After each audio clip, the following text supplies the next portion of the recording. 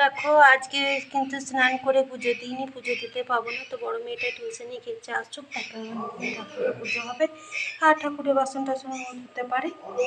কাল বন্ধুরা, কেমন আছো সবাই? উমা হোম লাইফে নতুন একটা দিনে নতুন একটা ব্লগে তোমাদেরকে স্বাগত জানিয়ে আজকের ব্লগটা আমি শুরু করলাম। তো আজ হচ্ছে মঙ্গলবার, তো প্রত্যেক দিন এতে স্নান করে আমি ব্লগটা শুরু করি। আজও তাই স্নান কমপ্লিট, পুজো দিতে পাবো না বলে পুজো দিইনি।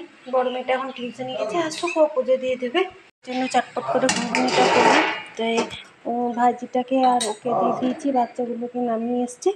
তো মুড়ি দিয়ে দিয়েছি ওদেরকে, যেটিকে কোনো মুড়ি দিয়ে দিচ্ছি, ওকেও দিয়ে দিচ্ছি। ও আবার বাচ্চাগুলোকে আনতে যাবে, ওটা ওদিকে দুজনকে চটপট করে আমি দিয়ে দিলাম। নুনটা এখন আনিনি আমি, আর এখানে চাল ধুয়ে আমি রেডি করে দিয়েছি। ওতে চালটা ধুয়ে রেডি করা আছে। আর ও আসার সময় এটা কী শাক, কলমি শাক নিয়েছে, অনেকটা নিয়েছে, 2 দিন হবে। আর দুধ এনেছে, পাউরুটিও এনেছে। তো দুধটা গরম করে রাখলাম, পাউরুটিটা বিকেলে হবে। তো দেখো এখানে লাউ নিয়ে এসছে। এখন গরমের দিনে লাউ, ঝিঙে, খেড়ো এগুলো খাওয়া কিন্তু খুব ভালো। তো লাউ নিয়ে এসছে, তো লাউ দিয়ে ডাল করব। আম নিয়ে এসছে আমাদের বাড়িতে, এবছর আম একদিন এসেছিলো, পোড়া খেয়েছি। আর আজ এনেছে আমের চাটনি, খেতে আমার বেশ লাগে। তো আমি চাটনি করব, লাউ দিয়ে ডাল করব। আর শাক বললাম তো অনেক এনেছে, তো শাকটা কানিয়ে দিয়ে এভাবে চিকিয়ে রেখে দিলাম, যদি ভালো থাকি, কারণ গরমের দিন তো খারাপ হয়ে যাবে। আর শাকটাও বেছিয়ে দিয়েছি। চালের উনুনটা ভাতটা বসাই। টাইম হলো, আমি এখন জলখাবার খাইনি, কারণ বড় মেয়েটা দেখি কতক্ষণে আসে, 10:30 পর্যন্ত এই, তাহলে একসাথে মুড়ি খাবো।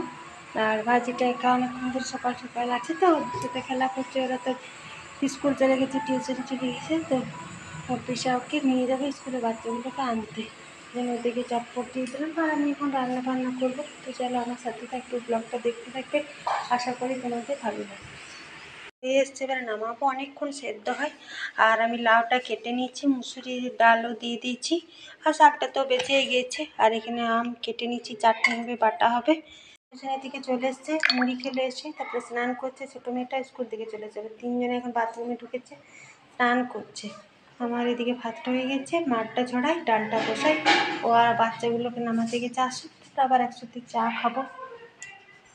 মতো টাইম হলে এখন কত রোদের তাপ, বাবারে যেমন সে সব কিছু জ্বলে পড়ে নিয়ে চলে যাচ্ছে। কমপ্লিট হয়ে গেল। তো রান্না কমপ্লিট করে জলখাবারের যে বাসনগুলো কটা ধুয়েছিলাম, কুকার টুকার, এগুলো রোদের মধ্যে, কলপাটটাতে খুব রোদ, ধুয়ে নিয়ে চলে এলাম। আবার তখন খাওয়া বাসনগুলো দুপুরে ধুলো হবে, ধুয়ে নিয়ে চলে এলাম। আর জামা কাপড়গুলো শুকিয়ে গেছে, নিয়ে চলে এলাম, একবারে মুখ হাত পা ধুয়ে পরিষ্কার করে এলাম। এগুলো শুকিয়ে গেলে এবার জায়গা মতো রাখবো। রান্না দেখি কী করলাম, এবার দেখিয়ে দিই। ভাত তো হয়েছে, এখানে বাদাম, এখানে অনেকটা ভাতের চাল দিয়েছি, আর বাদাম দিয়ে শাকটা ভাজলাম। আর এখানে লাউ দিয়ে ডাল হয়েছে, বেশ পুরো মশলা টশলা, টমেটো পেঁয়াজ ঝোঁক দিয়েছি ডাল। আর এখানে ও চাটনি খায় না, ওর জন্য আম বাটা। আর এখানে আমাদের আমের চাটনি। এগুলো আজকে দুপুরের রান্না। আর ওরা এখন এই ঘরটার ভিতরে খেলছে 3জন হাতে। তো ধুয়ে নিয়ে চলে যাই খেতে। জানলাতে গুছিয়ে রেখে দিলাম, জানলাটা লাগিয়ে দিয়েছি। আর এগুলো হাওয়াতে পড়ে গেছিলো, শুকায়নি। এগুলো বোতলে জলগুলো বেশ ঠান্ডা হচ্ছে, একটু খাই।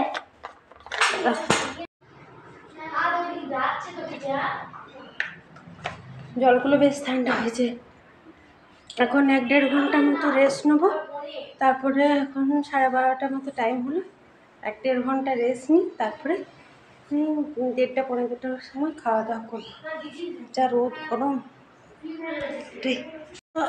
তখন রান্না করে তারপর খাওয়া দাওয়া করে আর ভিডিও করে নিই, কারণ ওই বেলায় যা গরম লাগছে। এখন দেখো 5টা 5:30 মতো টাইম হলো, এখনও কিন্তু সূর্য মামা অস্ত যায়নি। আর রোদের তাপটা এখনও পর্যন্ত খুব হালকা আছে।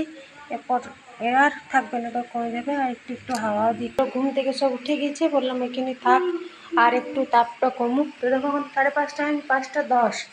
আর এখানে 2 কাপ চা করলাম, চা একটু মতনই করলাম, গরমে ভালো লাগছে না কিন্তু খাবো। আর দুধটা 2-3 বার গরম না করলে কেটে যায়। আর তো ভর্তি দুপুরবেলা একটা ভাড়া এসেছিলো, 3টে 3:30 সময় ভাড়া গেছে, সামনেই গিয়েছিলো। তারপরে তো এই মাত্র গেলো, গোটা দুপুরটা তো বাইরে এত রোদ জ্বালা।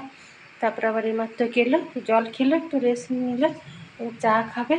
আর এখনো ঝাটপাট কিছু দিইনি, বাসন টাসন সব কিছু ধুয়ে নিলাম। ঘুম থেকে উঠে বাসন টাসন সব কিছু ধুয়ে দিয়েছি। ভাত হচ্ছে, ভাতে জল দিয়ে দিয়েছি, কুটো ঝুড়িটা ডালটা একটু ঢাকা দিয়েছি, আর বোতলে জলগুলো এইভাবে পানি বেড়ে রেখেছি, বেশ ঠান্ডা।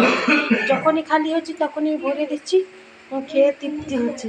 ওরা এখন শুয়ে থাকার একটু রোদটা কমুক, তারপরে জানলা দরজা ঠিক আছে, ওরা তো চা খাবে না। হ্যাঁ হ্যাঁ হ্যাঁ হ্যাঁ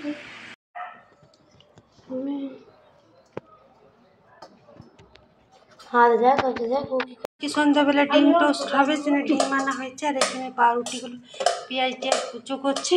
থেকে মুখ হাত পা ধুয়ে এলাম, যা গরম করছে, আর বাইরে এখন সন্ধ্যা লেগে গেছে। ডিম টোস্টটা খাক সন্ধ্যাবেলায়, তারপর দেখি। এত গরম লাগছে, এটা গরম নয়, জল ডিম কিন্তু হয়ে গেছে। এইখানে রাখলো, এখানে শসা পেঁয়াজ কুচি হচ্ছে, আর দুটো রয়েছে, একটা পরে করে দেবো। এখন নেই, যখন আসবে তখন গরম গরম করা হবে। ডিম টোস্ট হয়ে গেছে এখানে, তো দেখতে বেশ সুন্দরই লাগছে। তো চলো, অনেকক্ষণ ধরে অপেক্ষা করে আছি, তো সন্ধ্যাবেলায় টিফিনটা করি। এখন কিন্তু 11টার মতো টাইম, খাওয়া দাওয়া করে নিচ্ছি, আর তোমার সাথে শেয়ার করলাম না। বাসন টাসন ধুয়ে সব কিছু উপর দিয়ে রাখলাম।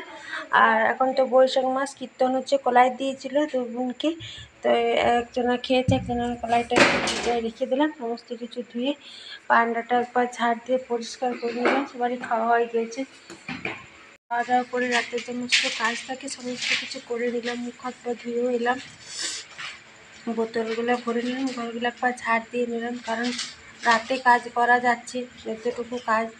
আর সকাল হলেই তো রোদের একদম ভীষণ চাপ, সকাল আর একটু বেলা হলে আর কোনো কিছু কাজ করতে মনই যাচ্ছে না।